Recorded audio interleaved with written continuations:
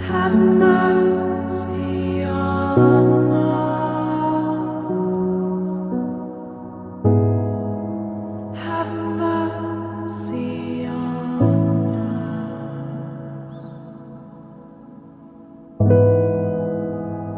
Lamb of God.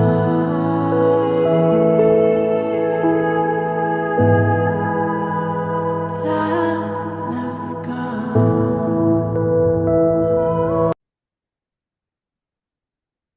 Shalom saudara-saudari yang terkasih dalam Kristus. Berjumpa kembali dalam channel Spiritualitas Kristiani. Pada kesempatan ini saya akan membawakan kepada Anda yaitu bagaimana tips-tips untuk bekerja sama dengan karunia Roh Kudus. Kita sudah melihat dalam video-video sebelumnya, yaitu tentang 7 karunia Roh Kudus, bahkan kita melihat setiap karunia itu apa, arti, dan juga buahnya, dan bagaimana kita bertumbuh. Tetapi sekarang kita akan untuk membahas bagaimana kerjasama kita dengan dorongan karunia-karunia Roh Kudus itu supaya kita dapat hidup dalam pimpinan Roh Kudus. Saudara-saudari yang terkasih, kerjasama konkret dengan dorongan karunia-karunia Roh Kudus itu berarti membuka hati, menyesuaikan disposisi batin kita, dan bertindak selaras dengan gerakan Roh Kudus yang gerakannya itu halus tetapi sebetulnya kuat. Karunia-karunia Roh Kudus bukan sekedar kemampuan alami atau manusiawi, tetapi karunia-karunia ini jelas dari daya ilahi yang menggerakkan manusia secara adikodrati agar mampu hidup dalam kehendak Allah. Terutama dalam situasi yang melampaui daya akal manusia dan juga kebajikan biasa seperti kebajikan moral yang diusahakan oleh manusia pada awalnya dan memang tentunya dikuatkan, disempurnakan oleh rahmat. Lalu apa yang dimaksud dengan bekerja sama ini? Kita belajar dari Santo Thomas, dia menjelaskan bahwa karunia-karunia Roh Kudus membuat jiwa tunduk dan patuh kepada Roh Kudus. Sebagaimana layar kapal atau sebuah perahu dibentangkan layarnya dan kemudian dengan lebih banyak menangkap angin sehingga perahu atau kapal itu berlayar dengan lebih cepat. Itu yang diberikan gambaran dari Santo Thomas. Maka kerjasama artinya membiarkan diri dipimpin oleh Roh Kudus dengan kepekaan dan ketaatan hati. Lalu kita melihat apa tips-tips atau langkah-langkah konkret supaya kita bekerja sama dengan karunia-karunia Roh Kudus. Karena seringkali juga kita alami sendiri dengan jujur bahwa kita lebih dibimbing oleh keinginan daging Maka Paulus mengatakan, hiduplah oleh roh, dipimpin oleh roh. Tidak lain adalah oleh Roh Kudus. Nah, bagaimana kita sekarang mau mengenal caranya supaya kita lebih mudah terbuka dan digerakkan oleh karunia-karunia Roh Kudus pada khususnya. Yang pertama adalah hidup dalam rahmat. Yang kedua, membangun disposisi batin kita. Tiga, memohon dan menyadari karunia spesifik dari karunia Roh Kudus itu. Kemudian menindaklanjuti dorongan Roh Kudus. Dan yang terakhir, kelima, evaluasi batin secara teratur. Kita akan lihat satu persatu supaya kita mengenal lebih dalam dan sehingga kita dapat terapkan dalam kehidupan kita. Yang pertama, hidup dalam rahmat. Roh Kudus tidak dapat bebas bekerja dalam jiwa atau dalam diri orang yang tertutup oleh dosa berat. Ya, seperti misalnya sebuah botol kalau ditutup, walaupun air mengucur untuk mengisinya, kalau tetap tertutup, ya akan tidak bisa masuk airnya itu. Nah, demikian juga dosa berat menutupi dari segala curahan rahmat Roh Kudus. Maka langkah yang praktis adalah kita rutin untuk menerima sakramen tobat. Rutin ini ya tentunya tidak cukup hanya 2 kali setahun, walaupun itu yang disediakan oleh gereja pada umumnya, Natal dan Paskah. Tetapi kita sadar kita berdosa setiap hari.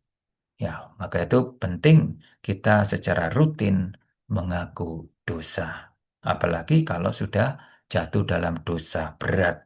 Itu kita harus segera untuk bertobat dan mohon pengampunan. Dan kesaksian dari Santo Yohanes Paulus kedua ya dalam hidupnya dia bahkan mengaku dosa itu seminggu sekali. Ya, itu. Ya, jadi kita bisa pikirkan apakah kita mungkin setiap bulan sekali atau 2 bulan sekali untuk mengaku dosa. Lalu kemudian rutin merayakan Ekaristi. Memang dalam Ekaristi itu terutama umat Katolik merayakannya hari Minggu. Tetapi saya juga melihat ada cukup banyak orang merayakan Ekaristi juga harian. Nah ini, kalau memang sempat, gunakan kesempatan untuk misa harian.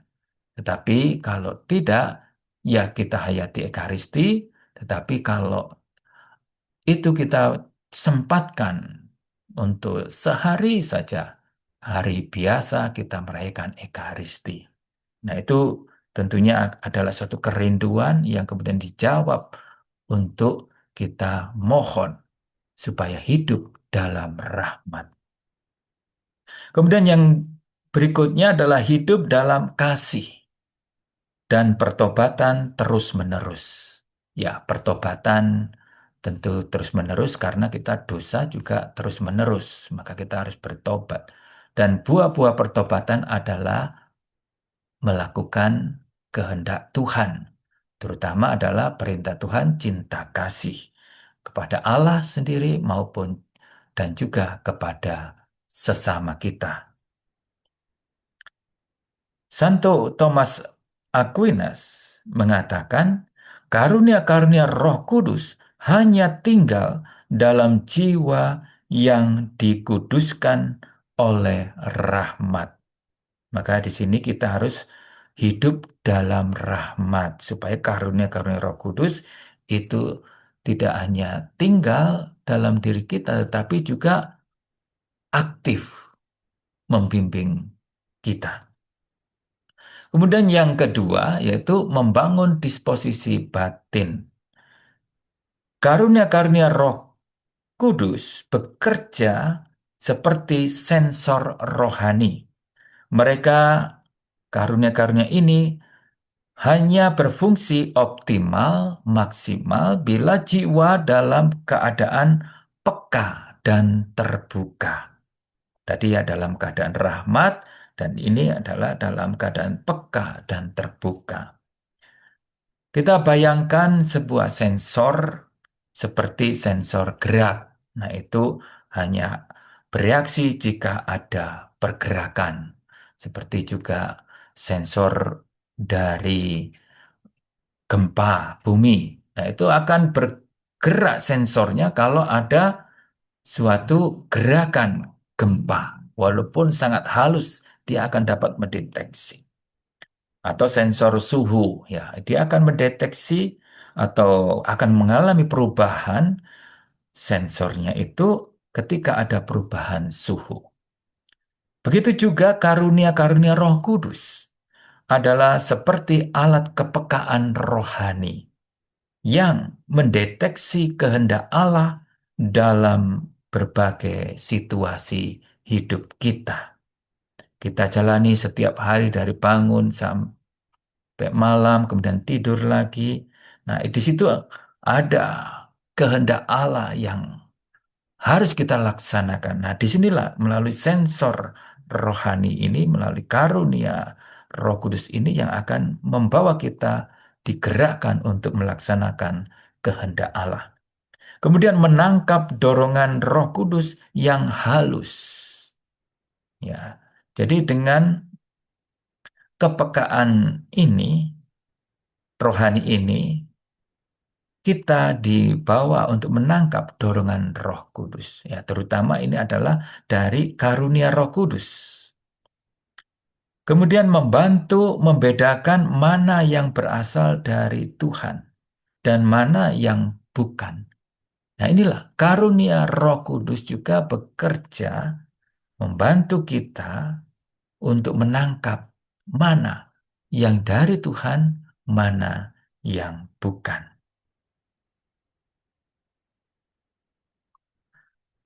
Misalnya karunia nasihat. Nah, ini mendeteksi pilihan yang sesuai dengan kehendak Allah pada saat kita bingung, pada saat kita kehilangan arah, pada saat kita membutuhkan nasihat dari Tuhan atau bimbingan Tuhan, inspirasi dari Tuhan. Nah, disinilah pada saat itulah karunia nasihat bekerja. Kemudian karunia takut akan Allah, seperti sensor hati nurani kita yang cepat berbunyi saat kita mulai tergoda menyimpang dari jalan Tuhan. Ya, seperti kita ada sensor yang kemudian ayo, awas, ayo, berbalik, jangan mengikuti dosa atau jangan mengikuti godaan itu. Ayo, kembali kepada Tuhan. Dan kemudian dengan keberanian menolak karena mencintai Tuhan lebih dari segalanya. Nah, inilah karunia takut akan Allah. Dan juga karunia-karunia yang lain juga bekerja dalam diri kita kalau kita memiliki kepekaan batin.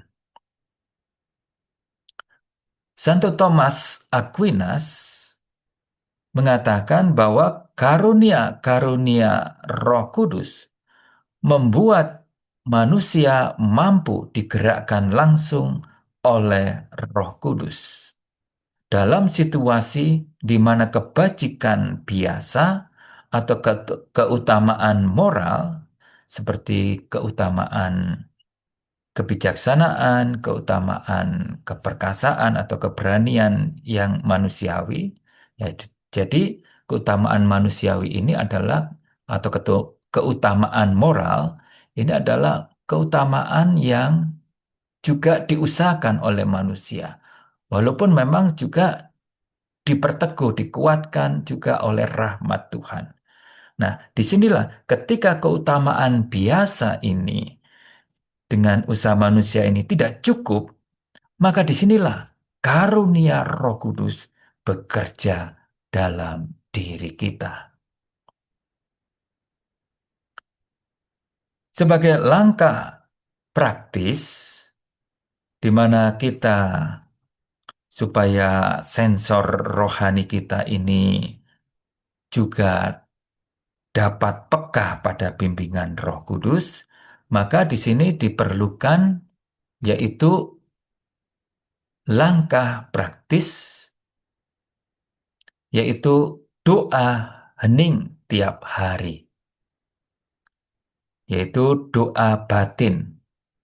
Misalnya, yaitu kita melakukan doa Yesus, yaitu dengan hanya menyerukan nama Yesus.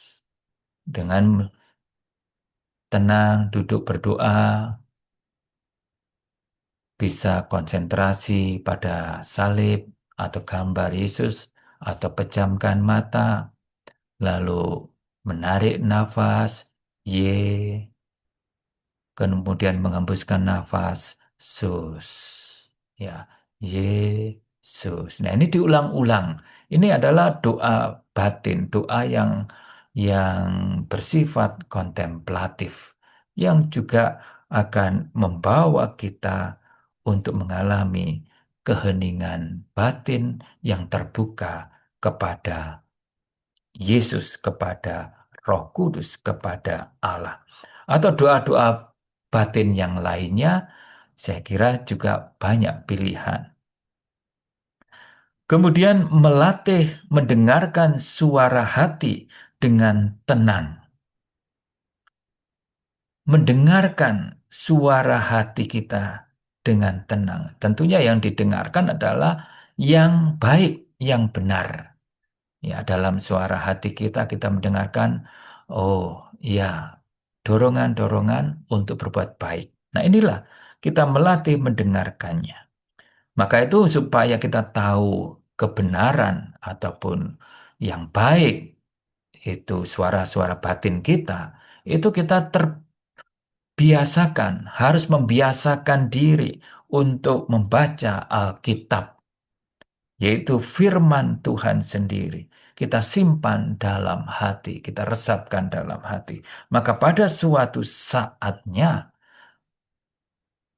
firman itu akan muncul, dimunculkan, diingatkan oleh Roh Kudus, supaya kita dapat menghadapi situasi yang memang memerlukan bimbingan dari firman Tuhan itu. Supaya sensor rohani ini berfungsi optimal, dibutuhkan kondisi jiwa kita, kondisi batin kita, ya, yaitu keheningan batin, supaya kita menangkap dorongan lembut Roh Kudus, kerendahan hati, ya, di mana kita menghindari rasa sudah tahu segalanya. Oh ya, saya sudah tahu. Nah, ini kemudian menimbulkan kesombongan. Nah, ini juga menimbulkan kita tidak dapat peka. Ya, maka kita harus perlu rendah hati. Bebas dari dosa berat. Ya, jadi kita perlu mengaku dosa dari dosa berat, dan juga jangan menyimpan sakit hati atau dendam, kebencian. Nah, ini sangat menghalangi sinyal-sinyal ilahi dalam diri kita yang tidak dapat menangkap, yaitu bimbingan Roh Kudus. Maka kita harus bersihkan hati kita dari dendam, sakit hati, karena jelas melawan cinta kasih. Dan kita tahu bahwa Allah adalah kasih. Kalau kita menolak kasih, berarti kita ya juga menolak Allah. Bagaimana Roh Kudus dapat bekerja? Ya kan? Ya. Kemudian doa dan pertobatan, di mana kita menjaga relasi kita dengan Tuhan dengan hubungan pribadi dengan Tuhan, dengan pertobatan seperti tadi yang sudah saya katakan, dan inilah menjaga kepekaan hati kita. Sehingga sensor rohani kita dapat menangkap apa gerakan Roh Kudus. Kemudian yang ketiga, berdoa memohon karunia roh dan menyadari karunia roh secara spesifik. Kita tidak bisa menggunakan karunia Roh Kudus seperti alat. Jadi kita gunakan sebagai alat. Oh iya, saya sekarang gunakan karunia nasihat. Oh ya, sekarang saya gunakan ini. Oh ya, sekarang saya gunakan kebijaksanaan. Ya memang maksudnya memang seperti itu kita memang mohon ya, tetapi bukan kita menggunakan sesuka hati kita dalam arti ya kita kalau memang butuh, oke, saya mau pakai. Tapi sebetulnya kita perlu suatu saat, tapi kita nggak mau. Oh ya, saya pakai nasihat saya sendiri, saya pakai akal budi saya sendiri, nggak mau pakai karunia Roh Kudus. Nah, bukan seperti itu. Tetapi kita dalam hal ini bisa memohon disposisi, kesiapan batin untuk menjadi alat yang siap dipakai atau digerakkan oleh karunia Roh Kudus. Jadi bukan kita memakai karunia Roh Kudus, tetapi Roh Kuduslah yang memakai kita. Jadi kita digerakkan, kita menjadi alat untuk memancarkan kehadiran Tuhan. Nah, ini sebetulnya yang harus dimiliki sikap atau posisi seperti itu. Sebagai langkah praktis, kita perlu berdoa. Ya Roh Kudus, berilah aku karunia nasihat saat aku bingung mengambil keputusan ini. Jadi selalu terbuka ya, akan karunia Roh Kudus. Bahkan kita mohon Roh Kudus dalam setiap eh, hari ya. Kita mohon Roh Kudus berkaryalah. Jadi kita undang dengan lagu Roh Kudus atau doa singkat mohon Roh Kudus untuk kehidupan kita sehari-hari atau dalam sepanjang hari itu kita awali dengan mohon Roh Kudus. Lalu ketika kita ada saat untuk berefleksi, ini penting ya, harus ada memang waktu-waktu untuk berefleksi dan ini akan kita lebih jelas kita bahas dalam eh, poin kelima terakhir nanti, yaitu kita refleksi apa yang sedang Roh Kudus gerakkan dalam hatiku hari ini ya. Nah, itu. Jadi di sini kita memeriksa batin kita. Dan juga melalui ajaran Santo Ignatius Loyola, kita juga diajarkan tentang discernment, ya, membedakan mana gerakan Roh Allah, Roh Kudus, mana yang bukan atau dari roh lain atau dari dunia atau bahkan dari diri sendiri. Nah, ini. Santo Thomas Aquinas menekankan tentang karunia-karunia Roh Kudus adalah disposisi atau kesiapan tetap. Jadi disposisi yang menetap, yang tetap dalam jiwa manusia. Karena memang diberikan pada waktu kita dibaptis karunia-karunia Roh Kudus atau 7 karunia Roh Kudus itu. Diberikan kepada orang yang dibaptis. Nah, disitulah karunia-karunia Roh Kudus adalah disposisi tetap dalam jiwa manusia yang membuat dia tunduk kepada gerakan Roh Kudus. Namun Thomas juga menambahkan tentang perlunya menyadari karunia-karunia itu secara spesifik. Menyadari itu juga kita dibantu dengan yaitu mengerti karunia-karunia Roh Kudus itu. Jadi bukan menyadari dalam arti soal perasaan saja, tetapi dalam hal ini juga memahami, mengerti. Manusia sebagai makhluk berakal tidak dapat bekerja sama sepenuhnya jika dia tidak tahu bagaimana Roh Kudus memimpinnya. Nah, itu dikatakan oleh Santo Thomas Aquinas. Artinya bahwa karunia Roh Kudus diberikan oleh Allah, memang dari Allah. Tetapi pengertian manusia, pemahaman manusia, yaitu secara akal budi, seperti Anda mempelajari melalui studi ataupun juga melalui YouTube atau melalui pengajaran lain-lainnya, yaitu tentang karunia-karunia ini, seperti saya sudah buat juga dalam video-video saya, apa saja karunia-karunia Roh Kudus dan isinya apa. Nah, itu dengan pemahaman kita, walaupun eh, tidak begitu mendalam, ya, karena tidak harus kita seperti teolog, ya, karena bukan panggilan kita mungkin, ya. Tetapi di sini kita dengan mengerti itu, karunia-karunia itu akan membentuk sikap batin yang lebih siap untuk tunduk pada bimbingan Roh Kudus. Jadi kita lebih siap, ya, untuk tunduk pada bimbingan Roh Kudus. Dengan kata lain, pengetahuan itu mendukung disposisi hati kita. Maka kita sebagai orang yang memiliki akal budi, kita juga harus perlu mengembangkannya dengan sebaiknya. Inilah tanggung jawab kita sebagai makhluk atau ciptaan Tuhan yang berakal budi. Kita gunakan akal budi kita untuk belajar yang benar, yang baik. Lalu keempat, tindak lanjuti dorongan Roh Kudus. Meskipun tampaknya kecil atau halus, ya. Memang karunia-karunia Roh Kudus sering hadir dalam dorongan-dorongan yang halus, sangat halus. Maka di sini diperlukan kepekaan, ya.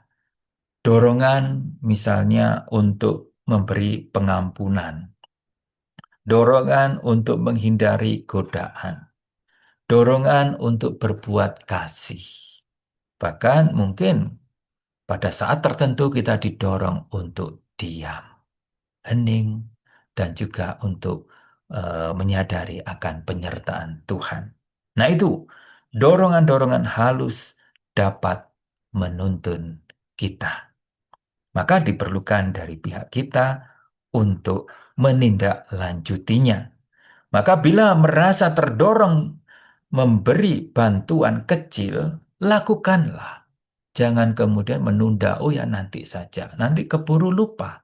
Ya kalau memang pada saat itu bisa kita lakukan, ya kita lakukan untuk memberi bantuan, menolong orang itu.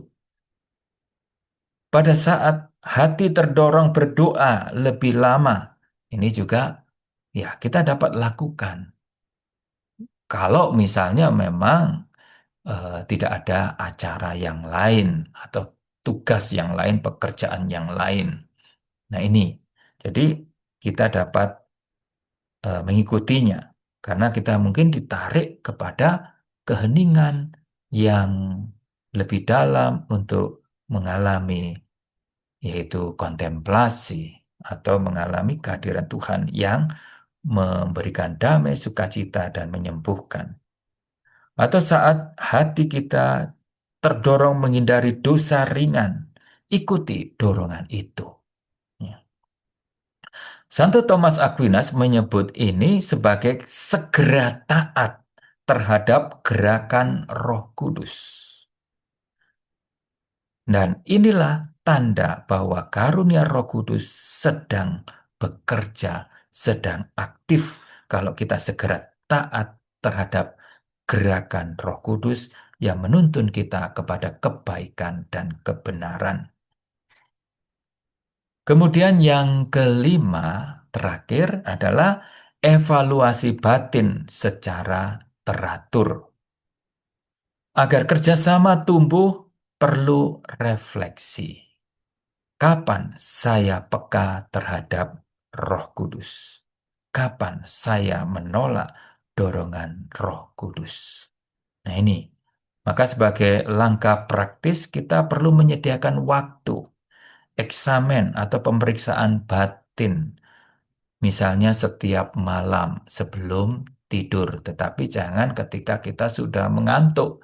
Nanti tidak jadi pemeriksaan batin, malah tertidur.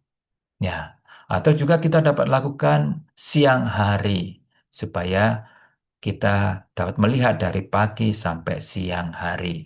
Kemudian kemudian malam hari kita periksa lagi, yaitu ketika kita sudah lewati setengah hari kemudian, kita periksa batin kita. Ya ini. Dan dalam kesempatan pemeriksaan batin ini kita bertanya, apakah hari ini aku mengikuti dorongan karunia Roh Kudus ataukah tidak?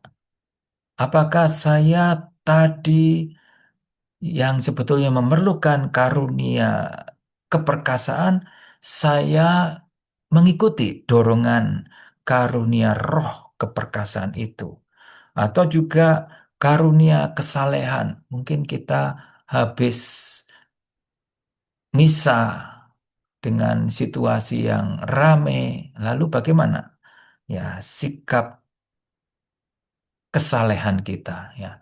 Maksudnya tadi itu dalam situasi yang ramai, mungkin dalam misa yang tidak di dalam gereja. Nah itu. Jadi kemudian ada yang ngobrol sana sini. Nah itu. Jadi bagaimana dorongan karunia kesalehan atau juga takut akan Tuhan, di mana mungkin kita digoda untuk melakukan dosa. Apakah saya mendengarkan karunia takut akan Tuhan itu? Apakah karunia-karunia Roh Kudus membimbing aku sepanjang hari ini? Nah, itu kita lakukan dalam eh, evaluasi batin secara teratur. Kemudian langkah spesifik kerjasama dengan tiap karunia Roh Kudus. Kita sudah mengenal yaitu apa saja isinya karunia-karunia Roh Kudus, ada 7 karunia itu. Lalu bagaimana secara spesifik kita dapat bekerja sama dengan tiap-tiap karunia itu.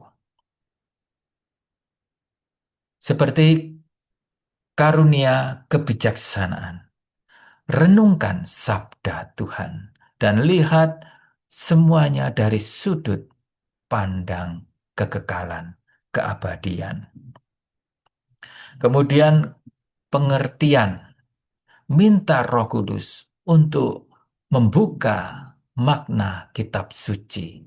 Yang seringkali kita alami juga membaca kitab suci itu tidak mudah mengertinya. Maka di sini kita mohon karunia Roh Kudus itu, karunia pengertian. Kemudian nasihat, dengarkan suara hati saat ambil keputusan. Kemudian karunia keperkasaan, berani bertindak dalam kebaikan. Dan disinilah melangkah dalam iman. Kemudian pengetahuan, nilailah hidup dari sudut pandang Allah. Jadi jangan hanya dengan sudut pandang akal budi kita saja, atau dengan perasaan kita, atau menurut kata orang lain. Nilai menurut juga sudut pandang Allah bagaimana.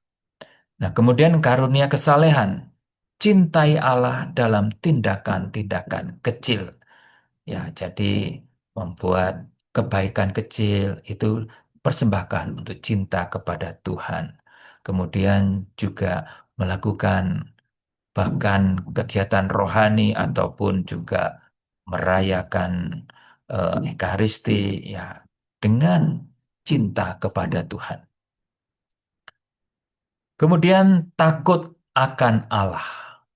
Hindari dosa karena kasih kepada Tuhan, bukan karena saya takut dihukum. Dan sebagai kesimpulannya, bekerja sama dengan karunia-karunia Roh Kudus berarti hidup dalam rahmat, membangun keheningan batin kita, dan menanggapi secara aktif dorongan ilahi yang halus. Santo Thomas dalam hal ini menuntut jiwa yang tunduk dengan kasih pada Roh Kudus. Jadi bukan sekedar kemampuan intelektual atau moral saja. Baik saudara-saudari yang terkasih, demikian penjelasan saya. Semoga kita dapat semakin bekerja sama, terbuka pada karunia-karunia Roh Kudus yang menghantar kita untuk hidup suci, hidup kudus, dan berkenan di hadapan Tuhan. Tuhan Yesus memberkati kita semua. Amin.